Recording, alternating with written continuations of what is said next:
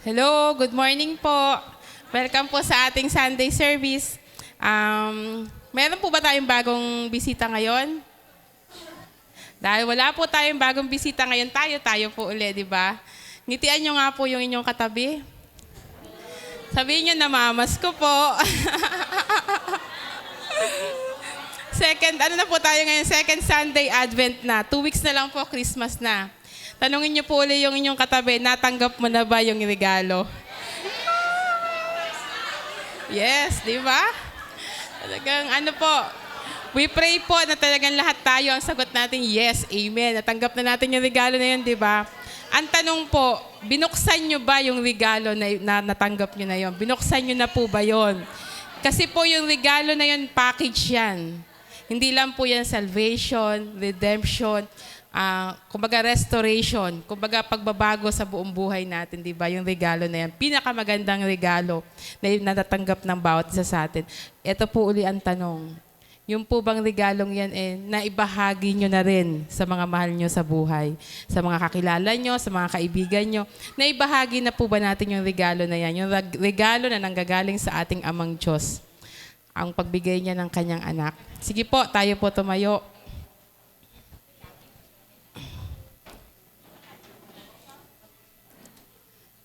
John 3:16, sapagkat ganun na lamang ang pag-ibig ng Diyos sa atin at ibinigay niya yung kanyang anak, kaisa-isang anak, at sino man ang tumanggap sa kanya ay hindi mapapahamak, kundi magkakaroon ng buhay na walang hanggan. Sa oras pong ito, inaanyayahan ko kayo na ipikit po natin sandali ang ating mga mata. Damhin po natin yung pag-ibig na yan. Ano po yung gusto niyong sabihin sa ating Ama? Freely po, sabihin natin ngayon, gusto niyo magpasalamat, humingi ng tawad, magpalinis. Damhin po natin yung pag-ibig na yan. Sige po, sabay-sabay po tayo.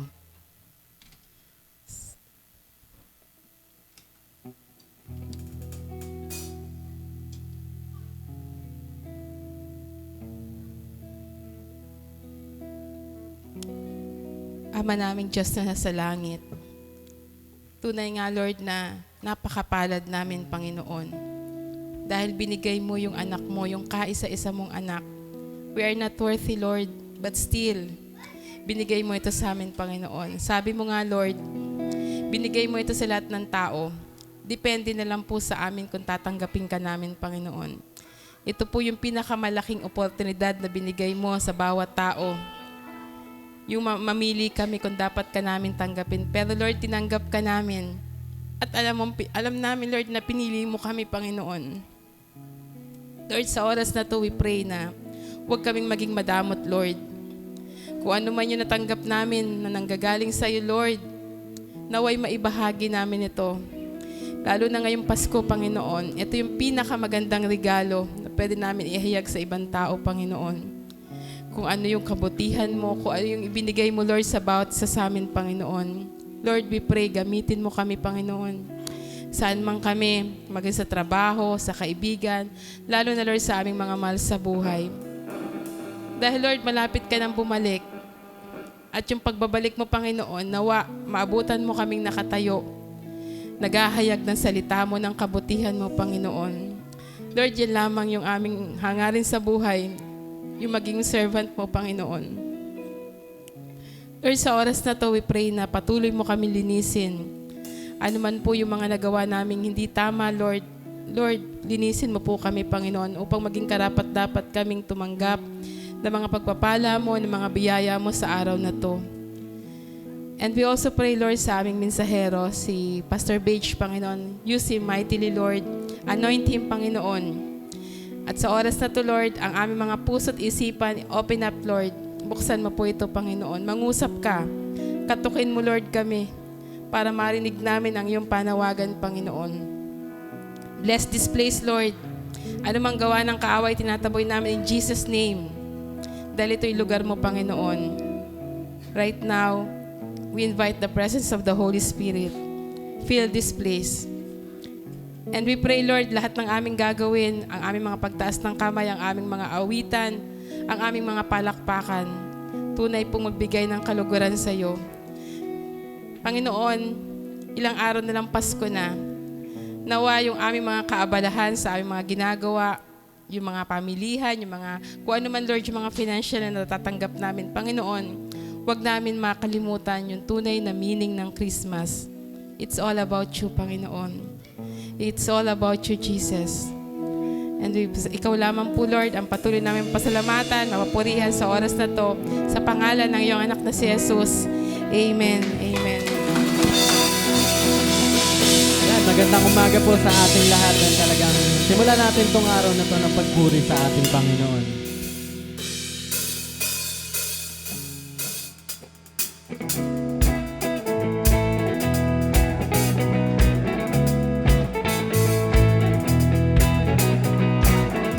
Hold me in your arms, never let me go.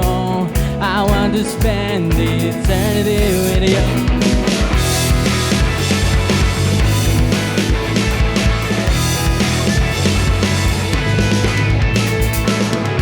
I stand before you, Lord, and give you all my praise. Your love is all I need. Jesus, you're all I need. My life belongs to you. You gave your life for me. Your grace is all I need. Jesus, you're all I need. Held in your arms, never let me go. I wanna spend eternity with you.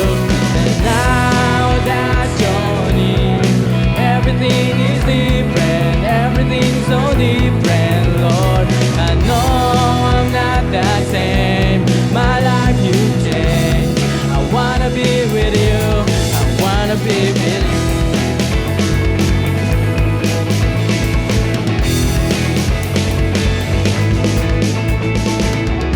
I stand before you, Lord, and give you all my praise. Your love is all I need. Jesus, you're all I need.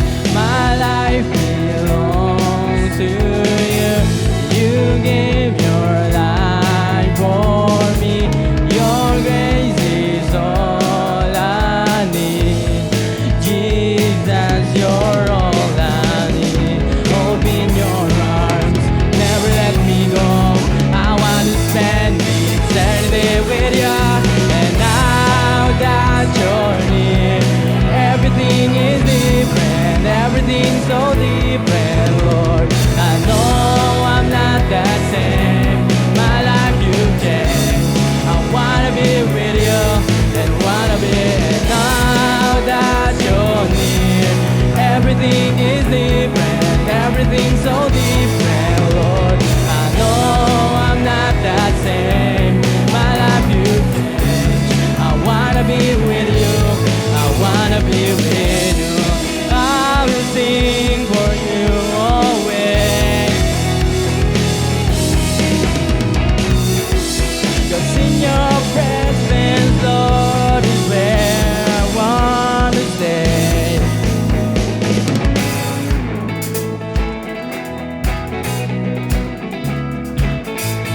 Sing, hold me in your arms. Hold me in your arms, never let me go. I want to spend eternity with you.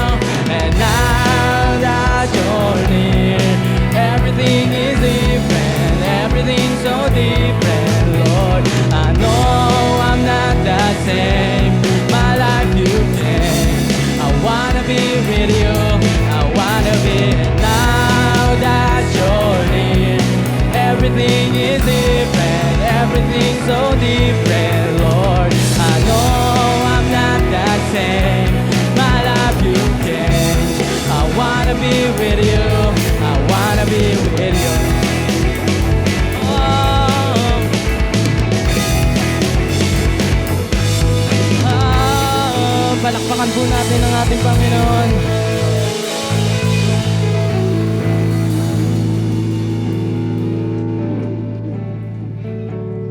Patuloy po natin siyang awitan.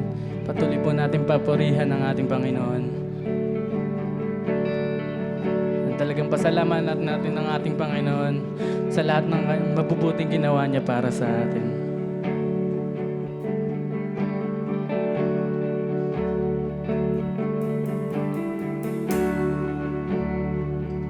I love you, Lord, for your mercy never fails me, and all my days I've been held in your hand. For the moment that I wake up until I lay my head, oh, I will sing of the goodness of God.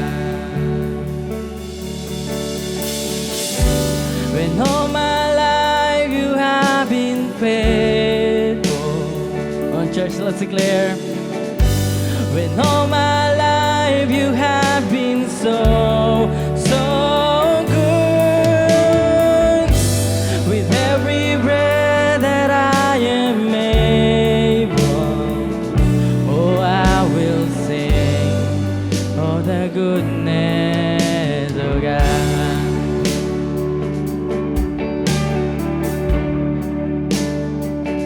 I love your voice.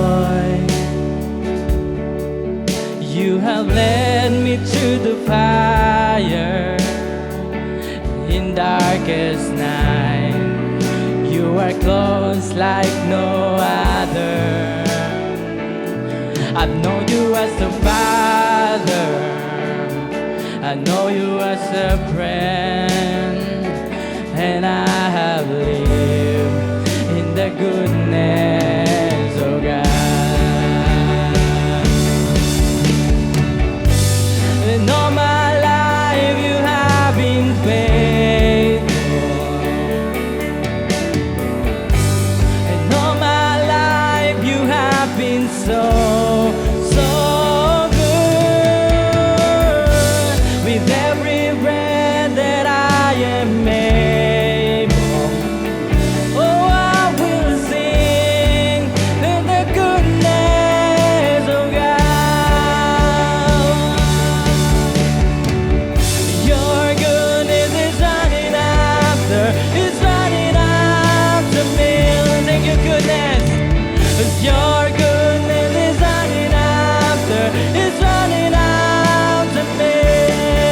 With my life laid down, I'm surrendered now. I give you everything.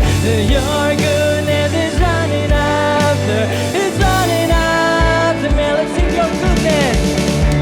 But your goodness is running after, it's running after me.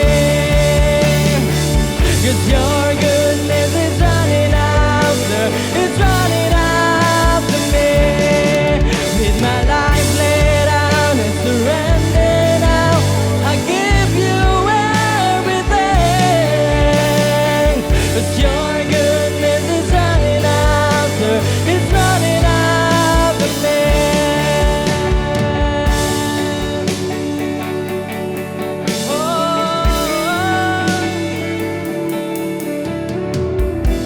And all my life you have been faithful.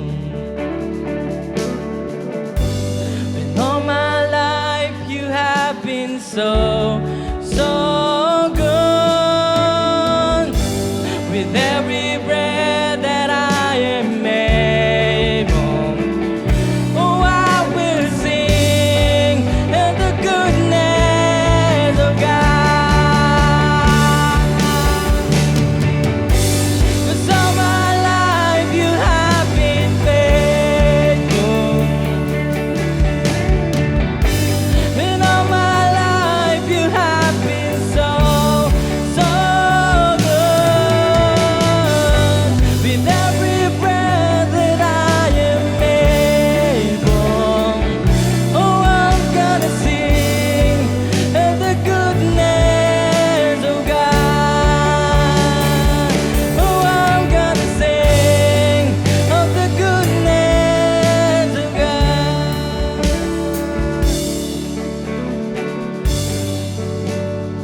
sing for the last time. Let's sing.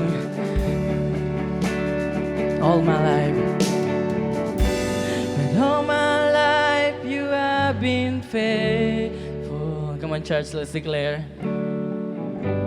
With all my life you have been so good. Yes, Lord. With every breath that I am able, oh, I will sing of the goodness. Let's sing, oh, I will sing. Oh, I will sing of the goodness of God.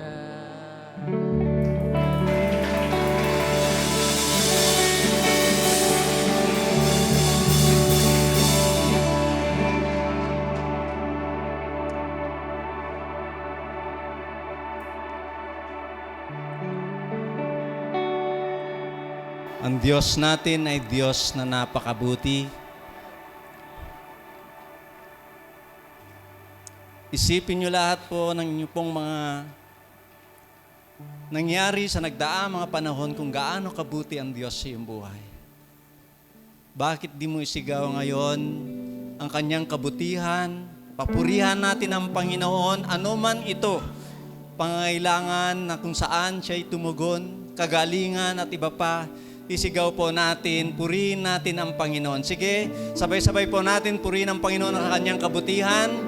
Hallelujah, Lord Jesus. Tunay, Lord, Ikaw ang Diyos na mabuti. Hallelujah, hallelujah, Lord. Ikaw nagpagaling, Ikaw nag-provide, Ikaw, Lord, nag-ingat. O nagpala, Ikaw ang gumising sa amin, Ikaw ang nagbigay sa amin ng paggabay, nakarating kami dito. Salamat, Panginoon. Salamat, O Diyos, sa iyong pamilya, sa iyong mga kasamaan, sa aming pong mga leaders, sa aming pong mga nandito ngayon, Lord God. Salamat sa kabutihan mo, O God. Indeed, Lord, ang kabutihan ay walang hanggan, Panginoon. Hallelujah, Jesus. Napakabuti.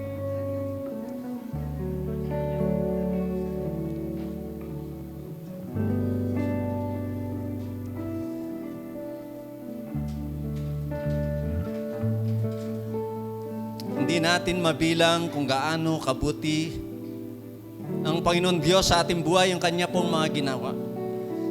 Lahat na ito ay patuloy natin dapat alalahanin na ang kabutihan ng Diyos ay hindi nagbabago. Ang kabutihan ng Diyos ay patuloy na ipinadadama niya sa bawat isa sa atin, sa bawat araw, sa bawat saglit ng buhay po natin. Kahit meron tayong mga dinadanas sa buhay, hindi kailanman magbabago ang kabutihan ng Diyos sa atin. Kahit kailan, kahit man, anuman pong sa banig ng karamdaman, kahit sa panahon na yung pong mga pangangailangan pinansyal, kahit sa panahon na may problema sa pamilya, sa iyong mga anak, sa iyong magulang, lahat na ito ay papakita ng Panginoon na nandiyan siya. Ang kanyang kabutihan ay magpakailanman. He will never fail us. Katulad po na pong inawit, kailangan lang po natin ibigay at patuloy na damhin at tunay ng Diyos ay Diyos na mabuti. Indeed, you are so good, Panginoon. Ever since, kahit pa noong Old Testament, ang tao'y nagkasala, inabot mo po kami. Nagpadala ka, O Lord God, na marami po mga propeta, mga lingkod mo, para may pahayag ang kabutihan mo sa sangkatauhan. At ang kabutihan niyan, Lord Jesus, bagamat maraming tumatalikod at lumalayo sa iyo, patuloy mo pa rin inaabot, Panginoon Diyos. At marami man mga pinapatay ng mga propeta, at patuloy ka pa rin, O God, na nandiyadyaan para ipahayag sa sangkatauhan na mayroong Diyos na napakabuti. At yan, O Diyos, hindi napigilan kahit ano pa o gagawin at ginawa ng mga hari para pigilan ang kapanganakan ng aming Panginoon Hesukristo, ay patuloy, O God, na Ikaw ang Diyos gumabay para mangyari po ang iyong kabutihan na walang hanggan sa aming buhay. Nang bawat tao, Lord, ngayon ay tunay nagkaroon ng pag-asa. Nagkaroon, Lord God, ng tunay na katiyakan sa buhay. Na sa mundong ito ay pansamantala, pero meron kang ipinangako sa bawat nanalig sa iyo na merong buhay na walang hanggan. Kaya maraming salamat, Panginoon Diyos, sa kabutihang yaan. Ikaw ang Diyos na tunay, na Diyos na mabuti. Kaya purihin ka, O Diyos, sa umagang ito. Samahan niyo po kami lalo, O God, sa lahat po ng mga ginagawa ngayon. Lalo, Lord God, sa mga panahon na kung kami po, O Diyos, ay nagugulamihanan o meron po mga inaalala sa buhay pinagdadaanan. Ikaw, Lord, ang patuloy na magbigay sa amin ng kapanatagan sa aming kaisipan, sa aming pong buhay. Ikaw, Lord, ang patuloy na gumabay sa inyong mga anak. Maraming salamat, Panginoon Diyos. Patuloy, Lord, mangusap ka sa ipahayag sa amin yung mga salita. Gamitin niyo po si Pastor Page. Patuloy, Lord God, ang kapangyarihan mo, ang dadaloy, ang kapangyarihan mo ay maramdaman namin at yung presensya, Panginoon. Papuri sa iyo, pasasalamat sa pangalibugtong na anak ng Panginoon, takapagligtas na si Jesus. Amen. Amen. When all my life you have been faithful. Come on, church. When all my life you have been so good. With every breath that I am able, oh, I will sing of the goodness of God. Sing all my life. With all my life you have been faithful. With all my life you have been so good. With every breath that I am able, oh, I will sing of the goodness of God. Sing your goodness. Your goodness is running after, it's running after me. Your goodness is running after, it's running after me. With my life laid down and surrendered now, I give you everything. Your goodness is running after, it's running after me.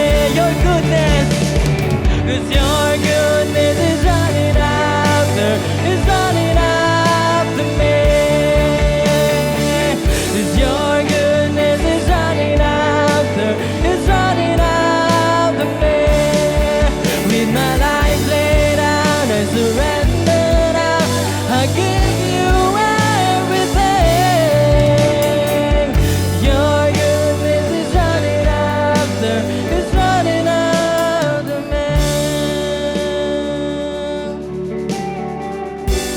With all my life you have been faithful.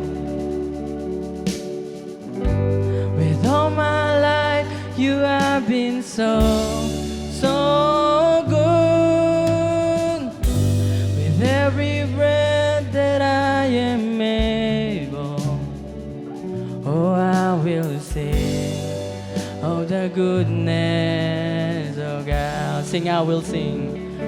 Oh, I will sing of the goodness of God.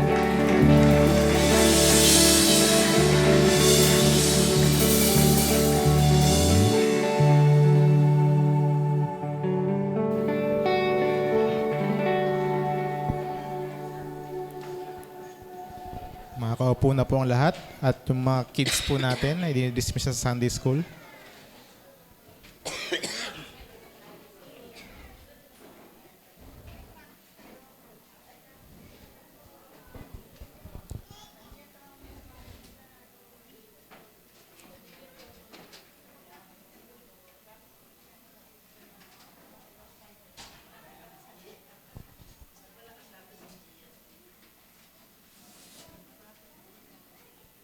Magandang umaga po sa inyong lahat. Tunay nga po na napakabuti ng ating Panginoon. Sabi mo sa katabi mo, mabuti ang Diyos. Amen. Ayan. Malakas, malakas. Mabuti ang Diyos. Amen. Praise the Lord. And thank God that we are all here sa umagang ito para makinig ng salita ng Panginoon. Kung last week at ngayong buwan, alam naman natin yung ating sineselebrate. Nakita naman natin sa mga dekorasyon, sa mga Christmas party na attenda na natin, at sa mga Christmas parties pa. na-attenda natin, na pinagdiriwang natin yung kapanganakan ng ating Panginoon. And last week nga, diniscuss natin ni Pastor Tito, especially in John 3:16, no? Na kahit na ito yung pinakagamit na verse natin, pinakakabisado nating verse, sabihin natin pinakakabisado natin, pinakaalam nating verse, napakalaking impact niya. Ito yun yung puso ng Biblia. Yung pag-ibig ng Diyos sa sanlibutan na kung paano niya inibig yung mundo sa pamamagitan ng pagbibigay niya ng kanyang anak na si Jesus. Ang sa kanyang manampalataya, hindi mapapahamak, kundi magkakaroon ng buhay na walang hanggan. Sabi nga rin Tita Nini kanina, yung regalo na yun, natanggap na ba natin? Naipamuhay ba natin? At naibahagi na ba natin yung regalo na yun? Dahil isa yun, o kung hindi yun, ang pinakamagandang regalo na natanggap natin at pwede rin natin maibahagi sa ibang tao. Pero noong mga unang panahon, nung wala pang Pasko, nung wala pang di pa dumating si Jesus, paano kaya nila pinaperceive yung pag-asa na yun? Paano nila ipinapamuhay yung pag-asa na yun? Dahil wala pa nga si Jesus, wala pa yung tagapagligtas nila. Paano nga kaya? Paano yung kasabikan nila? Paano yung kanilang pag-iintay? Madalaman po natin yan mamaya sa ating pag-aaralan. Pero bago tayo magpatuloy, tignan muna natin to. Avengers. Dapat napasok ang Avengers sa Pasko. Ayan. Avengers, especially yung Endgame na movie, lumabas siya 2019. It is a movie based on a comic, no? Sino dito nakapanood ng Endgame? Meron po. Ayun, especially mga kabataan, no? Ayun, mga kabataan. And, siyempre, superhero, it portrays na merong mga bida, siyempre, tsaka mga kontrabida, no? And, itong Endgame ito is not just any movie.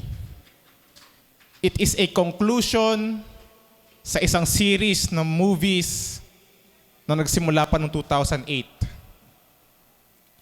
Endgame is the 22nd movie sa series na yun. Isipin niyo parang shake, rattle, and roll yan. Na ilan na ba shake, rattle, and roll ngayon? Nasa 20 na rin, di ba? Mga ganun. So since 2008, nagre-release ang Marvel ng movie, iba't ibang characters, binibuild up yung story. At sa Endgame, dito or sa iba pang mga movies, nagtagpo-tagpo yung mga characters na yon. At yung mga stories from each individual character, makikita mo na nag-shine dito sa isang particular movie na ito. Kumbaga, mayroon mga backstory na hindi mo maiintindihan kapag ito lang ang pinanood mo. Kumbaga, deeply, na siya, kailangan alam mo na lahat bago mo panoorin to. Para mo ma-appreciate yung beauty ng Endgame. In-announce yung movie ng 2014. Pero later on, dinimove nila yung title. But nirestore noong April 2015. And the filming nag-start noong 2017. At talaga namang yung years, nung announcement, nung filming, bago i-release, talaga yung mga tao, sabik na sabik. Yung mga tao, abang na abang sa mga balita, sa news, kung nagtutuloy ba yung shooting, kung nagtutuloy ba yung production and everything. Naalala ko yung mga klasiko, sobrang tutok sa balita patungkol sa Endgame. Especially, in between those years, patuloy nagre-release ang Marvel ng mga movie or ng mga films leading to this. At nung nirelease na nga itong Endgame, on April 2019 or April, talaga namang tinutukan, inabangan, hindi lang ng US, kundi ng buong mundo. Kung maalala nyo, mga sinihan sa Walter, sa SM, puro Endgame lahat yan. Wala ka ibang mapapanood, kundi puro Avengers lang. Talagang in-anticipate, tinutukan, inabangan, at hindi naman nabigo ang mga tao. Dahil yung reviews, magaganda. At kumita lang naman ang Avengers Endgame worldwide ng $2.8 billion. $2.8 billion. Sa lahat ng mga pelikula sa buong mundo, siya yung top 2 sa highest grossing. Pinakamalaking kinita. Ano ba yung mga... Sa Pilipinas, ano ba yung mga highest gross? Mga Enteng Kabisote. Mga, sabihin natin, mga 100 million pesos lang siguro yun kung titignan natin. Pero ito worldwide, $2.8 billion. Talagang sa span ng 11 years, mula nung umpisang movie, up to the conclusion, mula announcement noong 2014, inabangan, tinutukan, at talaga namang pinilahan at pinanood, ginastusan. Kaya naman, ito yung naging isang pinakamalaking movie of all time. Sa pag-aantay ng mga tao na yon, siyempre may mga disappointments, mayroong mga bali-balita. Pero at the end, kung ano yung in-anticipate nila, kung ano yung inintay nila, nakuha nila, na-enjoy nila, at they want more. Kaya merong mga kasunod pang mga Avengers movie. Kung sa isang pelikula nakakapag-intay, nananabik ang mga tao, how much more sa isang hari? And that king, yun yung sineselebrate natin ngayon. And nabanggit ko nga, paano ba yung mga unang tao noon? Paano nila ina-anticipate, inaabangan yung kanilang hari? Siyempre, wala pang Avengers noon. Hindi nila maaabang yung Avengers. Paano ba nila ina-anticipate yung pagdating ng hari? Yan yung aaralin natin ngayon sa mga ito. The anticipation for the coming king. At ang ating word for today is from Jeremiah chapter 23, verse 5 to 6. Sabi dito, "The days are coming, declares the Lord, when I will raise up for David a righteous branch, a king who will reign wisely and do what is just and right in the land. In his days, Judah will be saved and Israel will live in safety. This is the name by which he will be called, the Lord, our righteous Savior." Let's pray. Panginoon, maraming salamat sa umagang ito. Salamat sa iyong pag-ibig na patuloy namin natatamasa. Ikaw ang aming hari, ang dumating na hari at ang aming darating na hari. Patuloy ka nga pong maghari sa aming mga puso. Patuloy ka magpakilala sa amin bilang hari. Na you rule over our hearts, over our lives. And may we anticipate your coming with excitement and with faithfulness, Panginoon. Maraming salamat. Ito aming dalangin sa pangalan ni Jesus. Amen. So tignan natin ulit, no? Jeremiah. Jeremiah, nung nagsulat siya or yung setting ng story niya, ay 600 years before Christ. 600 years. Yung Spanish occupation ng Pilipinas, ilan lang ba? 333 years. So kalahati lang nung Spanish occupation ng Pilipinas yung inintay from Jeremiah to Jesus Christ. 600 years. Itong sinabi ng Diyos, 600 years pa mangyayari. At hindi nila alam yun. Hindi nila alam kung kailan. Wala naman sinabi si Lord na, sige, in 600 years, ito mangyayari. Hindi. Sabi lang, the days are coming. Darating ang panahon na mag-raise ako ng isang branch na galing sa linya ni David. Isang hari na mamumuno ng may karunungan at gagawin ko ano ang tama at makatarungan. Dahil ang hari nila noon ay si Zedekiah. Ang pangalan nga niya is, the Lord is righteous. So parang kabaliktaran, no? The Lord is righteous, pero ang ginagawa niya, kabaliktaran. Dinescribe siya as doing evil in the eyes of the Lord. Kaya naman, sa kanya ring reign, doon sila totally na-conquer ng Babylon. Na-conquer sila ng ibang nasyon, Nebuchadnezzar, and all of that. Kaya naman, parang sa pagsasabi ni Lord na to, the days are coming.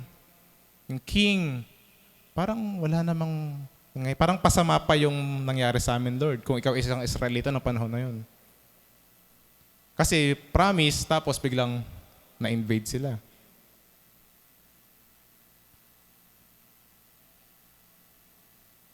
Parang ano ba yun? Parang nakakagana ba yun? Parang hindi ba?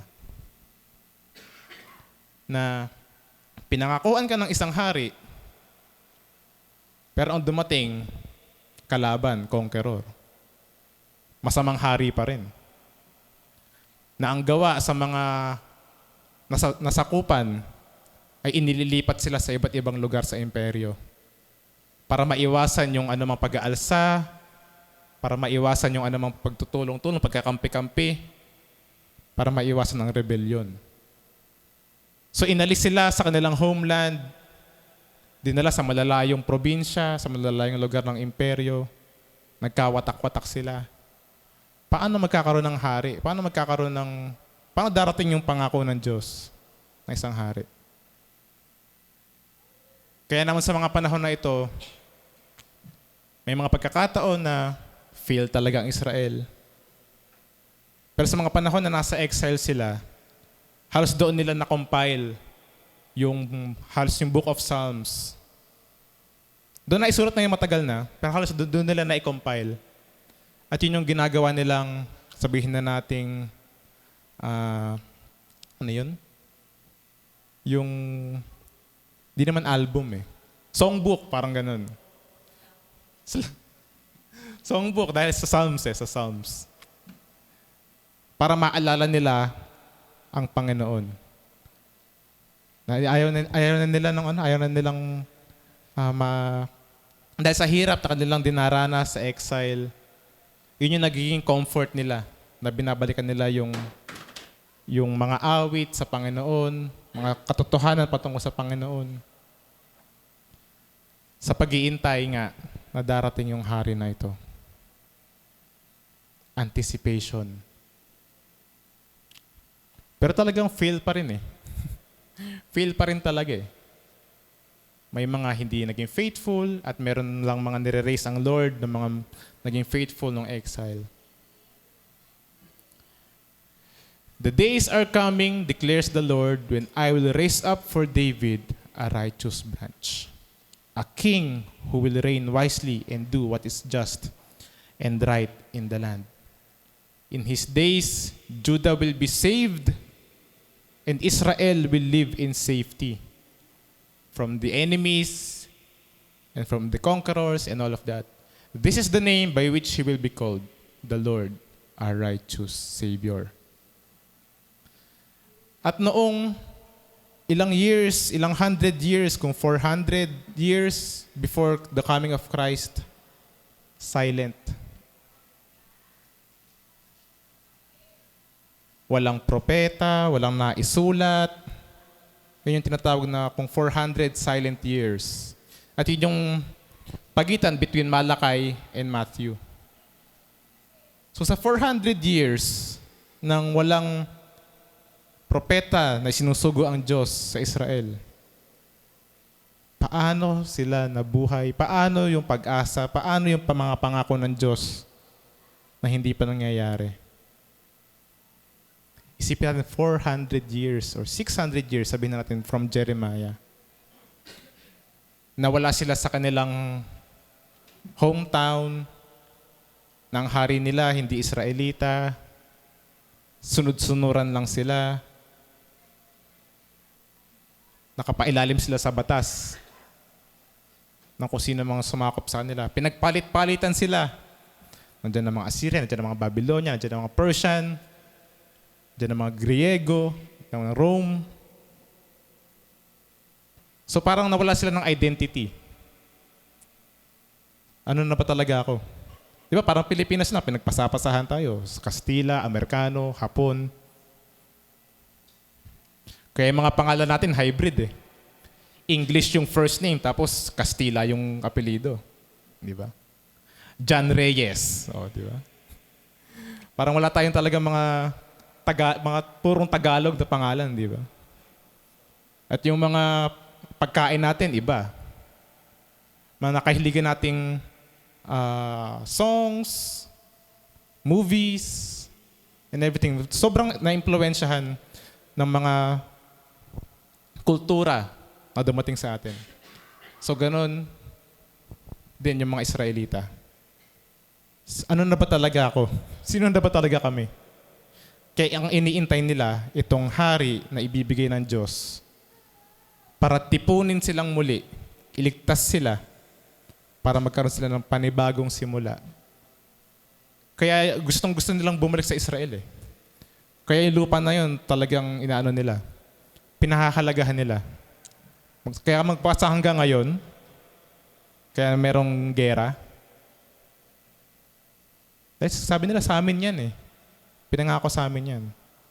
Pero ibang usapan na yun. Marami ng mga horrendous o kagimbal-gimbal na hindi rin naman tama ang ginagawa Israel sa panahon ngayon. This is the name by which He will be called, the Lord our righteous Savior. Or Joshua, Yeshua, the Lord who saves. Darating ba ang pangako? Darating ba ang hari? O hindi? At ito nga ay na-fulfill nung dumating si Kristo. 600 or more years after maisulat nito. Ano sabi dito? Ang mga condition? From David, no? Sa linya ni David, hari, who will reign wisely and do what is just and right or righteous,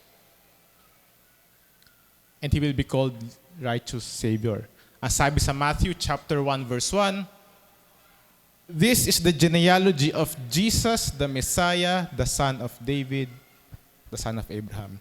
Sa first verse pala ng gospel na sinulat ni Matthew, ipinagdiinan na niya na si Jesus ay nasa linya ni David.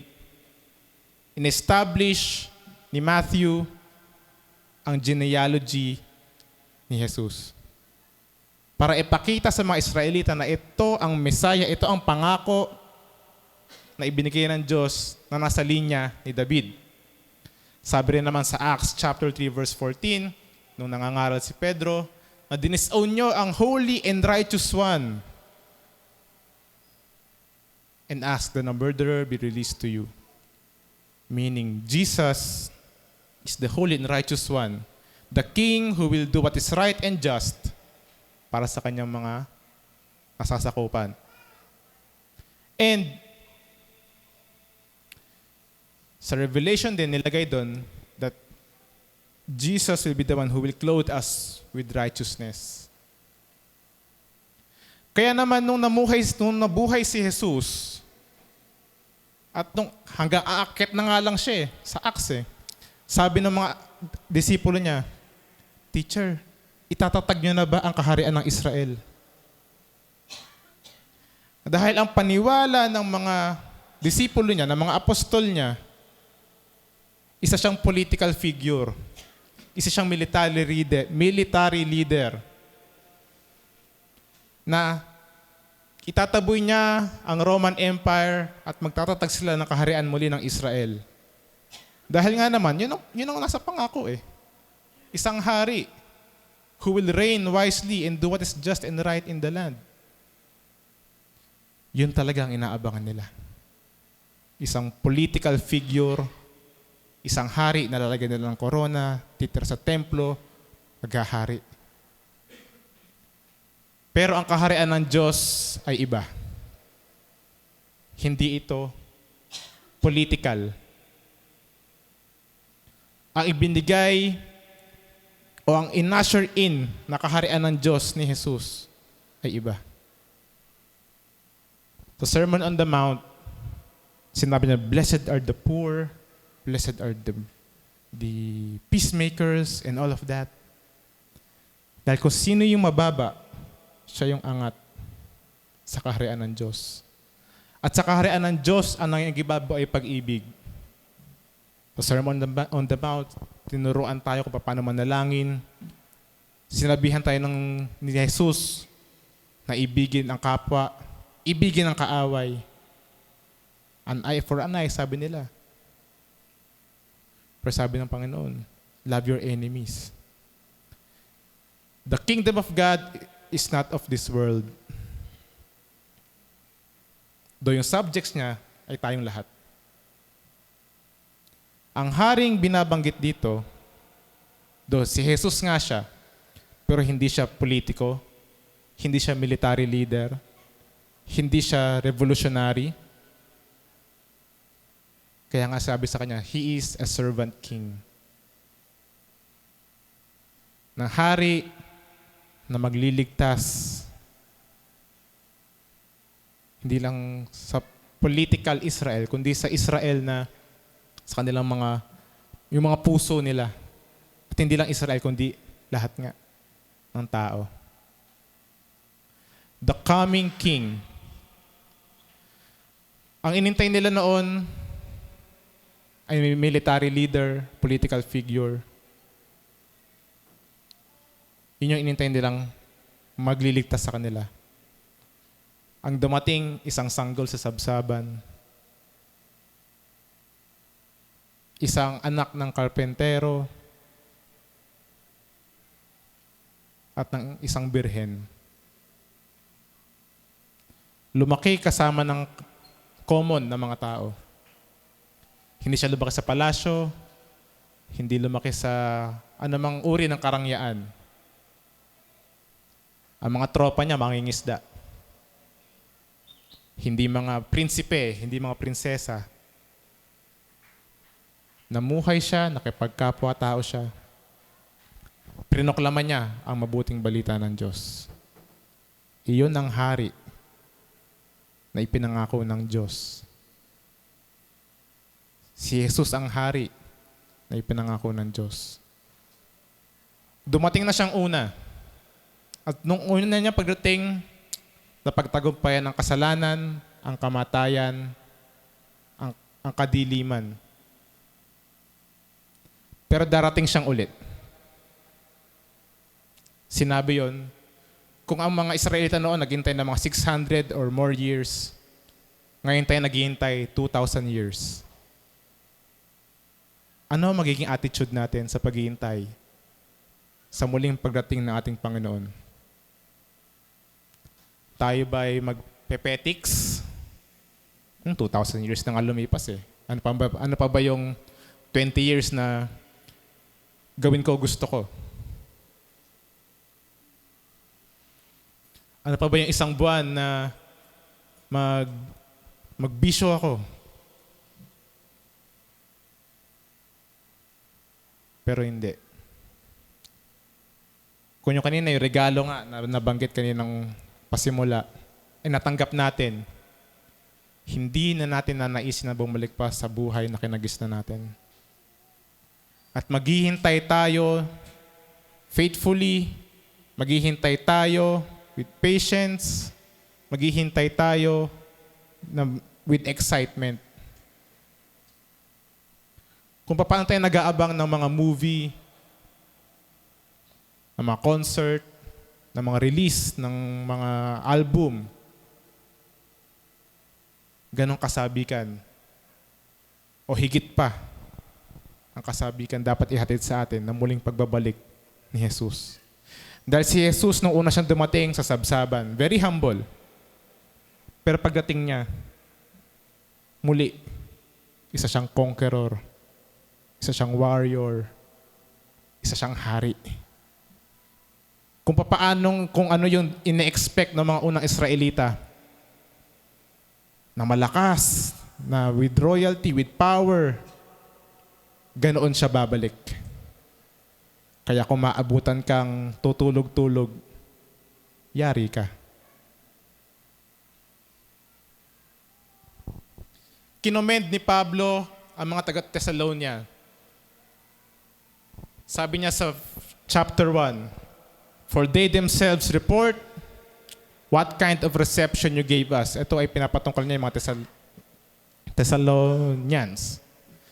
"They tell how you turned to God from idols to serve the living and true God and to wait for His Son from heaven, whom He raised from the dead, Jesus, who rescues us from the coming wrath." Yung mga Thessalonians daw, nireport kay Pablo na kung paano sila tumalikod sa mga Diyos-Diyosan para paglingkuran ang totoo at buhay na Diyos. At sila'y nag-iintay para sa anak niya mula sa langit.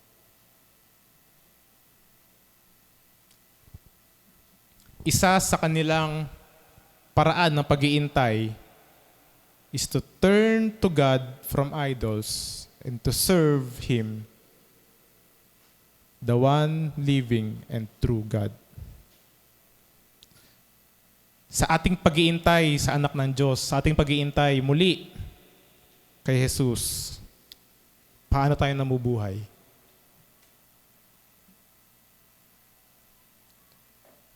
Anong uri ng pamumuhay ang meron tayo ngayon? Handa ba tayo na kung mamaya darating si Kristo, may dalang espada, may nakalagay na korona, nakasakay sa kabayo? Handa ba tayo? Malinis ba ang ating isip na confident tayong, Lord, sama mo ko? O baka mamaya, Lord, wait lang, di pa ako ready. Dahil sabi nga sa Matthew, o sa ano pa man, na darating ang anak ng Diyos na parang isang magnanakaw na hindi mo alam kung kailan. Sa gitna ba ng dilim? Sa liwanag ba ng araw? Walang nakakaalam. Kaya kung paano ka maghintay sa pagdating ng Panginoon ay malaking bagay. Napakalaking bagay. Napaka-importante on how you wait on the Lord.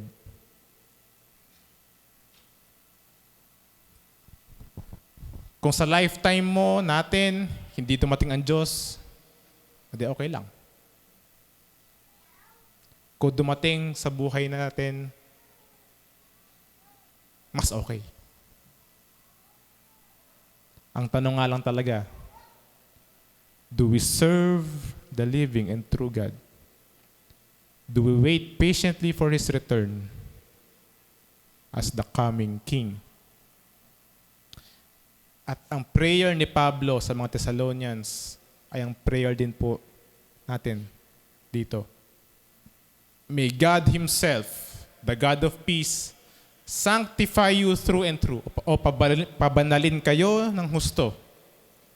May your whole spirit, soul, and body be kept blameless at the coming of our Lord Jesus Christ. The one who calls you is faithful, and He will do it. Ang Diyos ang nagpapabanal sa atin. Hindi yan sariling gawa. Hindi tayo nagmi-ministry para maging banal. Hindi tayo tumutulong sa kapwa para maging banal tayo. Hindi tayo nagpipreach para magkaroon tayo ng halo. Hindi. Si Lord, ang Diyos, ang nagpapabanal sa atin. Kaya ang panalangin natin na may our whole spirit, soul, and body be kept blameless. Pansinin natin na spirit, soul, and body. Buong pagkatao ay maging blameless. Magkaroon ng walang bahid sa pagdating ng ating Panginoong Jesus. Ang concern ng Diyos hindi lang sa ating spirito, hindi lang sa ating kaluluwa, hindi lang sa ating katawan. lahat. Kaya pakaingatan natin ang mga to. Ingatan natin kung ano yung pumapasok sa atin, sa ating spirit, soul, and body. Ingatan din natin kung ano yung lumalabas. At idalangin sa Panginoon na tayo'y ingatan niya. Tayo'y pabanalin niya. Nang sa gayon, sa kanyang pagdating, tayo'y handa. Sa kanyang pagdating,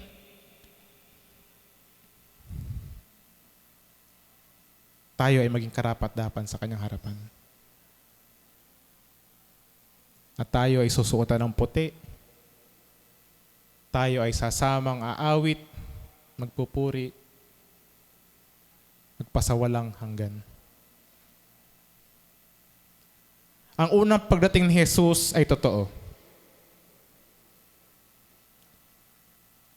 Sa Genesis pa lang, ipinangako na ng Diyos ang pagdating ni Kristo. So thousands of years din yun.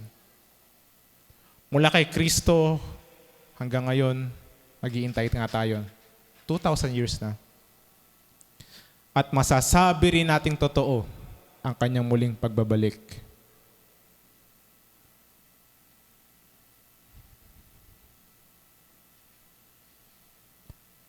At sa kanyang huling pagbabalik, naroon din ang judgment. Sabi nga doon, magkakabukasan ng aklat. Pipila tayo sa harapan ng trono ng Diyos. At tayo ay hahatulan according sa ating mga ginawa. Kaya everyday counts, mga kapatid. Bawat araw, bawat sandali, nagka-count yan. Dahil ang Diyos hindi nakakakalimot yan. Alam niya ang puso, ang isip ng bawat isa sa atin. Alam niya ang motibo ng bawat isa sa atin. Kaya napakahalaga na kung si Jesus ay tinuturing mong hari, ay hayaan mo siyang maging hari ng buhay mo. Anumang selfishness, anumang bagay na hindi nakakalugod sa Kanya, ay idulog natin sa Kanyang harapan. At mamuhay tayo ng may kabanalan, katuwiran, katarungan, at pag-ibig sa Kanya at sa ating kapwa. The best way to live our lives in anticipation for the coming King is to be like Christ. Mamuhay tayo tulad ni Kristo. Maglingkod tayo sa Diyos at sa tao na katulad ng ginawa ni Kristo. And may God find us faithful when He comes. Tayo pang manalangin. Aming Hari, aming Diyos, Ikaw ay makapangyarihan. Ikaw ay tapat. Kung papaano ang pangako na isang hari na magliligtas sa Israel ay nangyari at natupad sa pagdating ni Jesus noong unang Pasko. Ganoong anticipation din ang mayroon kami sa muling pagbabalik ni Jesus. 2,000 years na ang lumipas. At kami mananatiling tapat sa pag-iintay. Dahil napatunayan na namin na ang Diyos naming pinaglilingkuran ay tapat. At ang kanyang pangako at kung anong kanyang sinabi ay siyang mangyayari. Kaya Panginoon, tulad ng panalangin ni Pablo, tulungan mo kaming maging spotless sa aming espiritu, kaluluwa at sa aming mga katawan. May you find us faithful. Continue to make us holy, Lord God. Ano mang kasalanan ang hindi pa namin naisusuko sa iyo, palambutin mo ang aming mga puso, Panginoon. At tunay na gustuhin namin ang sumunod lamang sa iyo. Kahit anumang hirap ang mga magiging desisyon, anumang hirap, anumang laki ng iiwanan namin para makasunod sa iyo, nawa, mas naisin ka namin kaysa mga ito. Kaysa pleasure ng buhay, kaysa convenience ng buhay,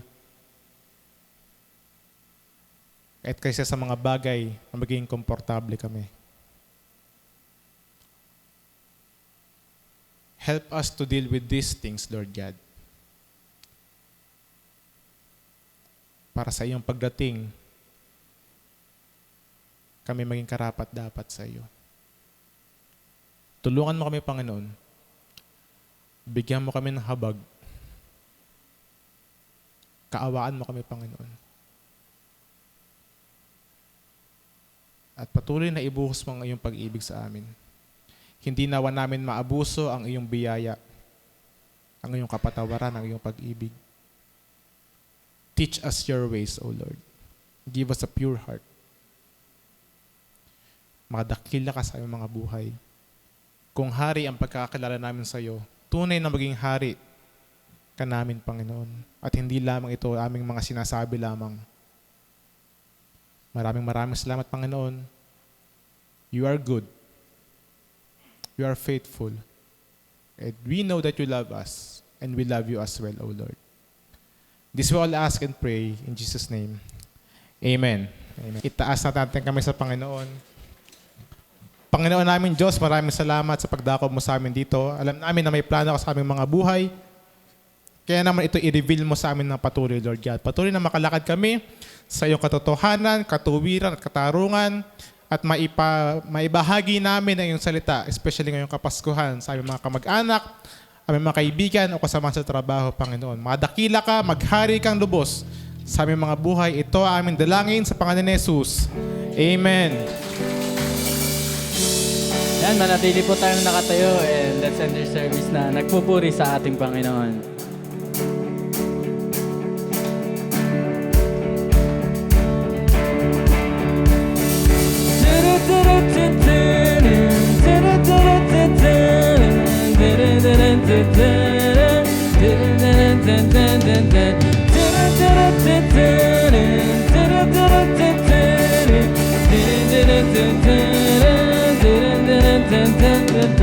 Born unto us this day a Savior, gifted from heaven to the manger. The home of the world alive for all mankind. All of the earth rejoice. It's Christmas time. It's Christmas time. So lift up your voice and sing out His praise. It's Christmas. Born is the King, rejoice in the day. It's Christmas. Make a joyful sound. It's Christmas. Let it praise Jesus. It's Christmas.